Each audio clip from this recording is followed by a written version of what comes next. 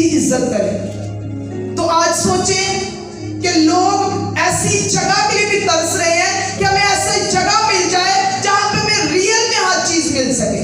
तो आज खुदावंद का फजल है कि हमें ये पता है कि यहाँ पर वो सब कुछ है जो हमें खुदा देना चाहता है, और हमें यहाँ सुकून मिलता है, इत्मीनान मिलता है, खुशी मिलती है उसकी इबादत करके, क्योंकि हमें पता है कि हम एक रियल मसीह के साथ जुड़े हुए हैं। और आज हमारा टॉपिक है पाक रूह का मसा। पिछले संडे हमने सीखा दुआ की तहरीक के बारे में। मुझे नहीं पता उसको किसी ने अप्लाई किया या नहीं किया, दुआ का कोई टाइम बढ़ा है या नहीं बढ़ा, दुआ कैसे कर रहे हैं, लेकिन आज हमारा टॉपिक है पाक रूह का मसा। क्योंकि पाक रूह का मसा हर जिंदगी के पास नहीं होता। आज ये भी सोच लेना कि मैं क्या बताने लगी, क्योंकि हर बंदा कहता है कि पाक रूह मुझे छू गया। पाक रूह किसके पास होता है, ये बातें भी हम कलाम में से सीखेंगे। तो पाक रूह का मसा, आज हम उस मसा की बात करेंगे जो मसा बंधनों को तोड़ता है। क्योंकि जब हम दुआएं करते हैं और खुदा से हम कहते हैं खुदा मेरा गरीबी का बंधन तोड़ दे, मेरी परेशानियों की कोई हल निकाल, मेरी मुश्किलात का कोई हल निकाल, मेरी गरीबी जाए, मेरा फेलियर का जुआ टूटे, ये हो जाए वो हो जाए, डिले का जुआ टूटे। जैसे कोई काम करने लगते हैं तो काम सालों पे चला जाता है, वो काम होता नहीं है टाइम पे, सालों पे चला जाता है, ये डिले की बदबू होती है। तो आज हम जब इन बातों के लिए दुआ करते हैं तो हमारी दुआएं सुनी जाती हैं। ये अटल है कि खुदा हमारी दुआओं को सुनता है, मगर जब उन दुआओं को सुनता है तो खुदा ने उन दुआओं का हल भी आपको देना है।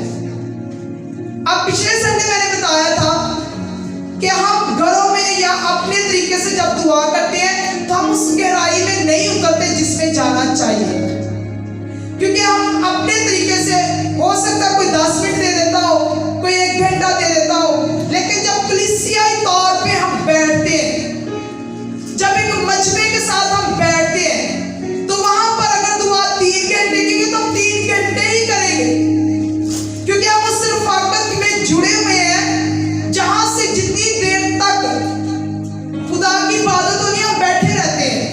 लेकिन घर में ऐसा माहौल नहीं होता। घर में अपनी मर्जी से हम आधा घंटा कर लें, 15 मिनट कर लें, या जितनी देर हमारा दिल चाह करके उठ जाते हैं।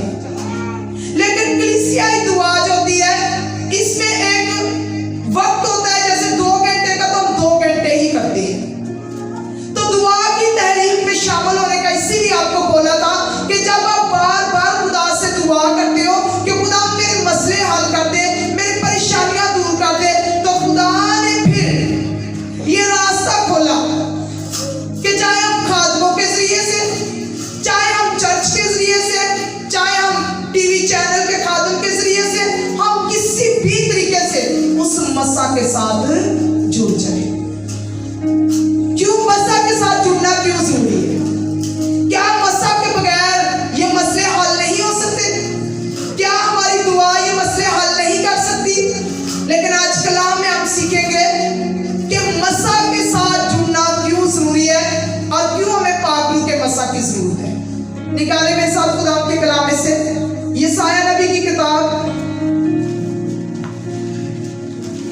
खुदा के जिंदा पाक कलाम में से यशायाह नबी की किताब, उसका 10 बाब और उसकी 27 आयत, एक ही आयत।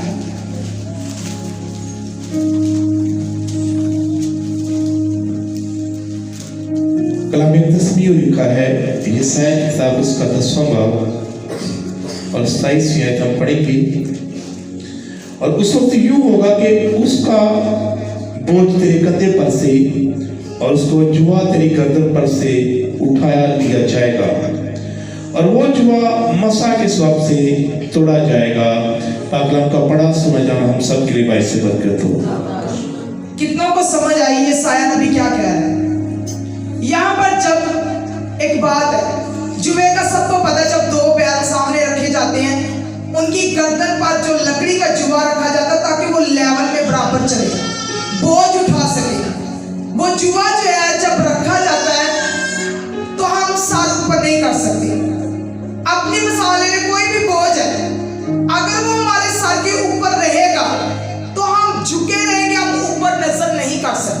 क्योंकि हम बोझ के नीचे हैं। हम एक बोझ के नीचे है, हम ऊपर नहीं देख सकते। जब तक जुए हमारी जिंदगी के अंदर है, हम खड़े नहीं हो सकते। जब तक जुए हमें तंग कर रहे हैं, हम बहाल नहीं हो सकते। मगर यहाँ पर कलाम में वाज़िह कहा गया है कि उसका जुआ तेरी गर्दन पर से उठा लिया जाएगा। अब गर्दन से उठा तो लिया, बोझ की बात भी यहाँ पर हो रही है कि बोझ भी उठा लिया, बात उठाने की नहीं। जब जुआ उठ जाता है वो दोबारा भी रखा जा सकता है। बात है जुए को नाश करने की, खत्म करने की। क्योंकि जब तक जुआ टूटेगा नहीं, खत्म नहीं हमारी जिंदगी से होगा, तो वो दोबारा भी आ सकता है। क्योंकि यहाँ पर लिखा है कि वो जुआ तो बोझ तेरी गर्दन से उठा लिया जाएगा। अगर वो उठा लिया गया तो वो दोबारा भी रखा जा सकता है। लेकिन अगर इसका परमानेंट हल चाहती है कि ये बोझ मेरी जिंदगी से, मेरे बच्चों से, मेरी नस्लों से उठ जाए, कभी दोबारा ये बोझ हमारी जिंदगी पर ना आए, कभी हमारी गर्दन दोबारा नीचे ना झुके, कभी दोबारा हम शर्मिंदगी में ना जाए, कभी दोबारा बेइज्जती हमें तंग ना करे, कभी दोबारा गरीबी हमें तंग ना करे, कभी कर्ज़े हमें तंग ना करे, कभी बीमारियां हमें तंग ना करे, कभी हालात हमें तंग ना करे। काश ये जुआ हमेशा के लिए नाश हो जाए, यानी कि तबाह हो जाए। और उसकी तबाही के लिए अगली बात जो की गई है वो जबरदस्त बात है, ताकि उसका कंप्लीट हल हो जाए। और उसका कंप्लीट हल क्या है? यहाँ पर लिखा हुआ है, और वो जुआ मसा के सबब से तोड़ दिया जाएगा। किसके सबब से? मसा के। जब हम बार बार दुआएं करते हैं तो अक्सर सोचा होगा सालों गुजर जाते हैं, मगर उस दुआ का जवाब नहीं मिलता। क्योंकि वो दुआ जो वो मसा के साथ नहीं की जाती। हम सोचते शायद पाक रूह का मसा हमारे साथ है। पाक रूह का मसा लेने के लिए जब पाक की बात हो रही है तो खुदा पाक है, और उसमें पाक रूह एक शख्सियत है। उस शख्सियत को दोस्त बनाने के लिए हमें दुनिया से कटना पड़ेगा। और दुनिया से कटने के लिए अगर हम सोचें कि फिल्में भी हमारे साथ रहें, गाने भी हमारे साथ रहें, दुनिया की सारी बातें लेकर हम दुआ करें, तो हम कामयाब हो जाएंगे। ऐसा कोई भी जरिया नहीं है। ऐसी किसी गलतफहमी में ना रहे। पाक रूह का मसा उसे छूता है जो पाकीज़गी में रहता है, जो अपनी सोचों से, अपनी जिंदगी से खुदा की तड़प रखता है, भूख रखता है, प्यास रखता है, मसा उसे छूता है। अगर आपका अंदर गंदा है तो मसा कभी नहीं छुएगा। अगर आप किसी फ्रेम में, किसी फ्रॉड में, किसी मुकारी में, किसी धोखे में है और सोचते हैं कि बाहर किसी को नजर नहीं आ रहा, मगर वो क्या करता है? दिलों और गुर्दों का जांचने वाला है। वो नजर करता है अंदर पे, और जिसका अंदर साफ है मसा उसे छूता है। जब मसा छुएगा तो वो कहता है कि मसा के कारण, मसा की वजह से वो जुए जो है वो टूट जाएंगे, टूट के गिर जाएंगे, तबाह हो जाएंगे। लेकिन कौन तबाह करेगा? पाक रूह का मसा। अब पाक रूह का मसा जो है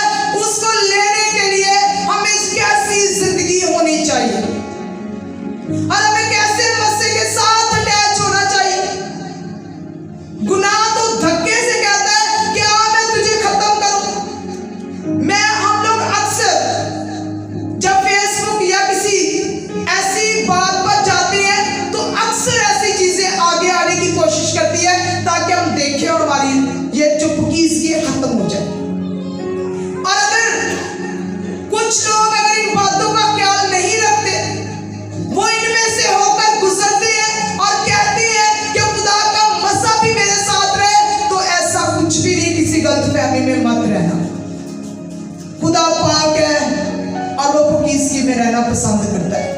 वैसा खुदा नहीं है कि जैसा हम चाहे वो चले, वैसा खुदा है, वो चाहता है जो मैं चाहता हूं तू वो कर, जो मेरी मर्जी उसको पूरा कर। इसलिए खुदा अपनी मर्जी चाहता है, हमारी मर्जी नहीं चाहता। आज गौर करें कि अगर हम दुआ करते तो सुनी क्यों नहीं जा रही? वही जुए, वही बातें, वही लड़ाई झगड़े के दंगल, वही सारी परेशानियां क्यों है? क्योंकि वो दुआ जो वो आग के बगैर दी जाती है। मसा एक आग है, और जहां पर मसा होता है वहां पर बंधन टूटते हैं और गिरते हैं और जिंदगियां आजाद होती हैं।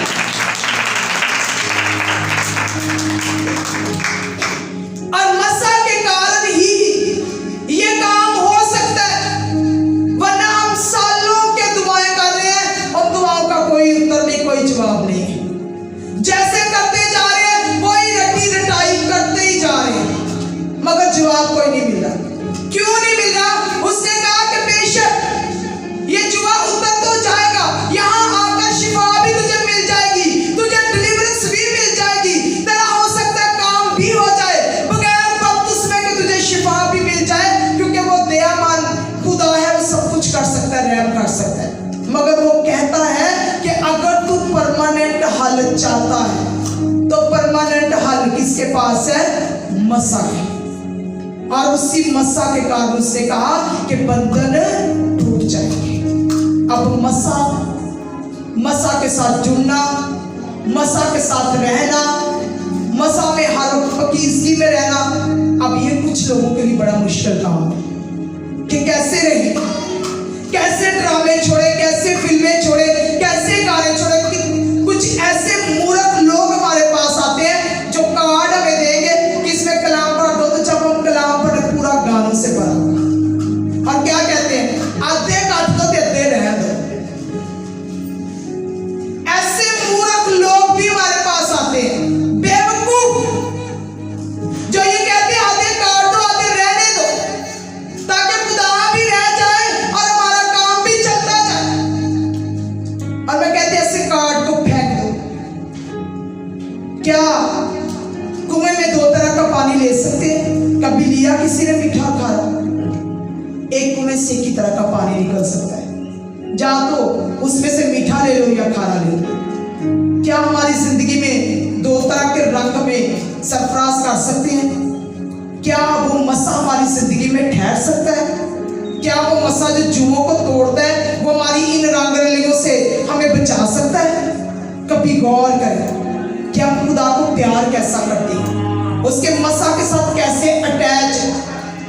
हमसे तो किसी की छोटा सा राज नहीं बर्दाश्त होता कि हम किसी का छोटा सा राज ही रख सकें। एक को खबर मिलती है तो थोड़ी देर के बाद पूरे मोहल्ले में ये पता होता है कि ये बात हो गई। क्यों? क्योंकि हमें पता ही नहीं है कि अगर हम मसा के साथ जुड़े हैं तो खुदा क्या किसी की चुगलियां करता था? खुदा किसी की बेइज्जती करता था?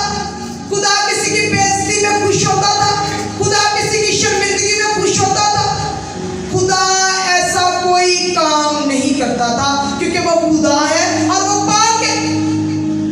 आज अपनी जिंदगी पर गौर करें कि हमारे अंदर मसा कैसे ठहरेगा। तभी तो हम मसा वाली जगह से भी आकर मसा के बगैर ही चले जाते हैं, क्योंकि अंदर क्लियर नहीं है, अंदर साफ नहीं है। जहां पर मसा ने ठहरना है वो जगह क्लियर नहीं है। मैं अक्सर इस बात के लिए, जब वक्त गुजर गया, दुनियादारी में गुजर गया, मगर अब ये जिंदगी खुदा की है, हम किसी की भी बात सुनते हैं, चाहे वो बेटी की हो, बहन की, किसी की भी हो, आप यकीन करो कि वो दूसरी जिंदगी से करने को दिल ही नहीं चाहता। और हमें आके ऐसे मूर्ख लोग हैं, जब हम नहीं करते तो हमारे साथ आपके क्यों हमारा मसा खराब करते हो? और हमें आके कहेंगे सुनी ये बात, दिल तो चाहता है मुंह पे थप्पड़ मार के निकाले बाहर कि जब ये जिंदगी, कौन से मसा की कदर करते हो? कौन से मसा के साथ रहते हो? कौन से मसा की इज्जत करते हो? और काम बड़े बड़े जाते हैं कि खुदा बेइज्जती भी चली जाए, शर्मिंदगी भी चली जाए, गरीबी भी चली जाए,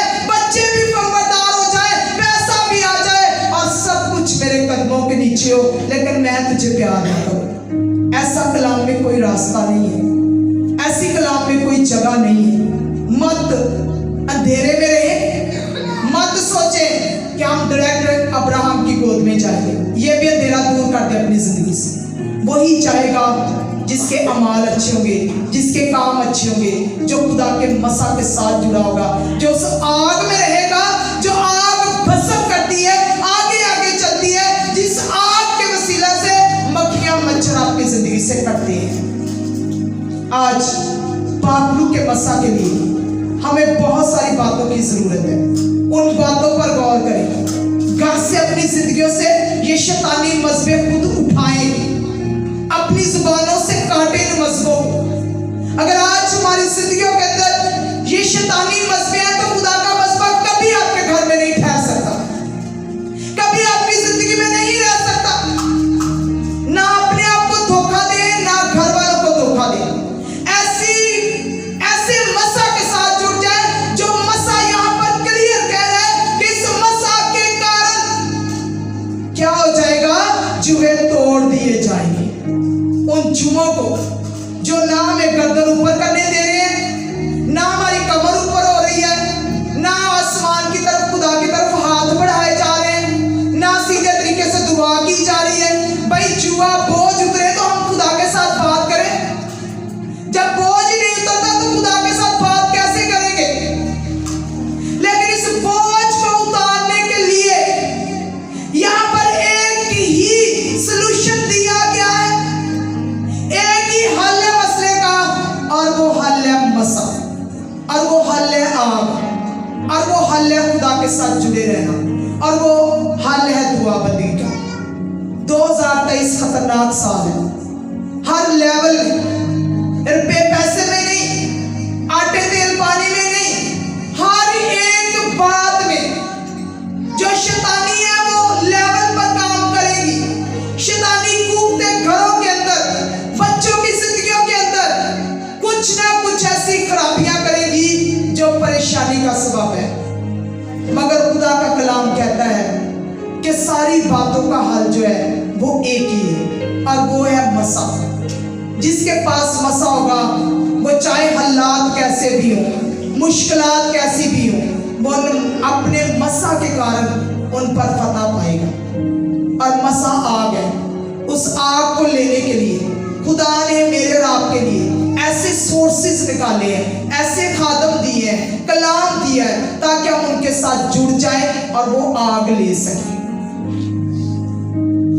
पहले हमने पास्टर जी की मीटिंग जो है वो खत्म कर दी थी, लेकिन इस मंडे से, आज संडे, कल मंडे सवार से फिर हम शुरू करेंगे वही प्रेयर माउंटेन पे। जो लोग इस मसा के साथ जुड़ना चाहते हैं, जो लोग मसा के साथ अपने बंधनों को तोड़ना चाहते हैं कि टूट जाए, जो सालों से लगे हुए हैं, ना टूटते हैं, ना हमें इधर होने देते हैं, ना उधर होने देते हैं। अगर वो उन बातों से, उन लातों से, उन मुसीबतों से, उन दुखों से अगर वो बाहर आना चाहते हैं तो एक ही हल है, और वो मसा है। और उस मसा को लेने के लिए मसा वाली जगह के साथ जुड़ जाए, मसा को लेने के लिए मसा वाले खादमों के साथ जुड़ जाए। अपना वक्त जाया ना करें, ये वक्त दोबारा नहीं मिलेगा। वक्त को गनीमत जानो, दिन बुरे हैं। तो सोचे कि ये बात क्यों कही गई है। आज इस मसा की इज्जत करें, इस मसा की कदर करें, और जैसे रास्ते खुदा आपके लिए खोल रहा है उनके लिए खुदावंद की शुक्रगुजारी करें। बेशक ठीक है, थोड़े मौसमी हालात की वजह से सब परेशान हैं, मगर कोशिश करें कि जब मौसम अच्छा है, जब खुदा ने आपको हिम्मत ताकत दी है, अगर आप सारा दिन अपने पेट के लिए काम कर सकते हैं तो अपनी रूह के लिए भी थोड़ा काम करें। तो जरूर खुदा के घर में आए और खुदा के खादम के साथ उस आग में, उस मसा में अपने जुमों को तोड़ने के लिए अपने लिए फाइट करें, अपने लिए जंग करें, ताकि खुदावंद का मसा आपको जंग जितवाए। रजाई में लेटे हुए कोई आपको जंग नहीं जितवाएगा, बिस्तर पर लेटे हुए कोई आपको जाके जुआ नहीं उतार देगा, क्योंकि कलाम में ऐसी कोई कहानी नहीं बताई गई। वरना मैं भी आपको बता देती कि ठीक है, आप घरों में बैठे, यहाँ से हम दुआ करेंगे, आपके रजाई के अंदर ही जुए टूट जाएंगे। ऐसा कुछ भी हाल नहीं है, कोई ऐसी मिसाल नहीं है बाइबल के अंदर जिससे मैं आपको थोड़ी तसल्ली दे सकती। इसलिए जो मेहनत करेगा, जो फाइट करेगा, जो अपनी प्रॉब्लम्स के लिए लड़ेगा, जो अपने लिए काम करेगा, वो ही जीतेगा। कोई दूसरा रास्ता नहीं है। कोशिश करें। अगर हम देखें तो एक वो बात है खुदा के साथ वफादारी में जुड़े रहने में, जिसमें हम दुखों में कायम रहते हैं। और जब दुखों में कायम रहते हैं तो हम पापों का मसा खुद ब खुद ले लेते हैं, क्योंकि हमारा फेथ जो है वो मुकम्मल तौर पर खुदा पे हो जाता है कि जो कुछ करना है वो खुदा ने ही करना है। और हम अटक जाते हैं, अड़े खड़े रह जाते हैं कि खुदा ने ये काम करना है। एक वो मसा है जो हमें इस पीरियड के अंदर छूता है। किस बात से? हमारी वफादारी से। और एक ऐसी जिंदगी का हिस्सा है जिसमें हम अच्छी चीजों की तरफ देखकर दौड़ते हैं, मगर वो मसा को रोक देती है। अगर हम नोमी की जिंदगी पर गौर करें, रूत की किताब पहला बाब पहले से 5 याद कर जाके पढ़ लेना। अगर हम गौर करें तो खुदा का कलाम कहता है कि एक वक्त आया कि बैतलहम, जिसका मतलब रोटी का घर है, वहां पर रोटी का काल पड़ गया, अनाज का, रिज़्क का काल पड़ गया। वहां पर एक घराना था, नोमी और उसके शौहर, उसके 2 बेटे महलून और कलियून। ये चारों अफराद ने सोचा, हालांकि ये खुदा के लोग थे, उन्होंने सोचा कि यहाँ पर तो काल पड़ गया, तो क्यों ना हम इस देश को छोड़ जाएं और मुआब में चले जाएं। मुआब वो मुल्क था जो गुनाहगारी में नंबर 1 था। मुआब वो मुल्क था जिससे खुदा ना खुश था, मगर खुदा के लोगों ने गलत कदम उठाया और उठाकर उस मुल्क में चले गए कि चलो रोटी तो मिलेगी ना। बाज़-औक़ात हम भी, और 10 साल के अंदर अंदर नोमी का पूरा घराना खत्म हो गया। उसका शौहर भी, उसके दोनों बेटे भी उसी देश के अंदर मर गए। वो जाते ही, मुआब के मुल्क में जाते ही मर गए। पहले बाप मरा, उसके बाद दोनों बेटे बारी बारी मर गए, और वो तीनों जो है बेवा हो गए, सास भी और दोनों बहुएं। बाज़-औक़ात हम भी, थोड़ा सा मुश्किल वक्त हमारी जिंदगी में आता है तो हम अपनी साइड बदल लेते हैं, हम खुदा से मुंह मोड़ लेते हैं, हम कोई और रास्ता इख्तियार कर लेते हैं जो लग रहा होता है कि ये सही है, मगर वो रास्ता सही नहीं होता। हमें बाज़-औक़ात सारी बरकतें मिली होती हैं, मगर जिंदगी में एक चीज की अगर कमी आ जाए तो शैतान कहता है, देखा खुदा ने इतने सालों में तेरी ये कमी नहीं पूरी की, तू किस खुदा को मानता है? जब दिल में ये सवाल आता है तो इंसान अपनी ईमान से डोल जाता है। इंसान के दिल में आता है, वाकई जहां खुदा ने मुझे सारा कुछ दे दिया, एक ये चीज खुदा नहीं दे सकता था? इसका मतलब है कि मेरी दुआ खुदा नहीं सुन रहा। और वो अच्छे की तलाश में खुद आगे बढ़ने की कोशिश करता है कि मैं खुद आगे बढ़ता हूं। उसके लिए चाहे उसे कई गलत जगह पे जाना पड़े, उसके लिए चाहे गलत लोगों से मिलना पड़े, उसके लिए चाहे कुछ भी करना पड़े, हम ऐसी जगहों पर पहुंच जाते हैं जो हमारे लिए मौत का सबब है। हमारा मसा टूट जाता है, हमारी वो दुआ बंदगी, पिछली सारी बरकतें खत्म हो जाती हैं, और फिर याद आता है कि वही मुल्क अच्छा था जहां कम से कम दुख तो था, मगर हम खुदा के साथ तो थे। आज जिंदगियों पर गौर करें कि ये मसा जो है, ये मानिए कितना जरूरी है। इसी मसा के कारण आपके रास्ते खुलेंगे, इसी मसा के जरिए आप बरकत पाएंगे, इसी मसा के जरिए आपकी नस्लें जो है वो खुदा की हुजूरी में याद की जाएंगी। इसी मसा में खुदा आपको बहाल करेगा। इसका मतलब है कि इस मसा की हमें कितनी जरूरत है। कोशिश करें कि खुदा से पाक रूह का मसा मांगे और सच्चाई से मांगे, ताकि ये मसा आपको छुड़ाए, ये मसा आपको बचाए, ये मसा आपको बहाल करे, ये मसा आपके रास्तों को खोले, ये मसा आपको जहां जाना है वहां मंजिल तक पहुंचा सके। हालेलुया। खुदा मुझे आपको आज के कलाम के सिलसिले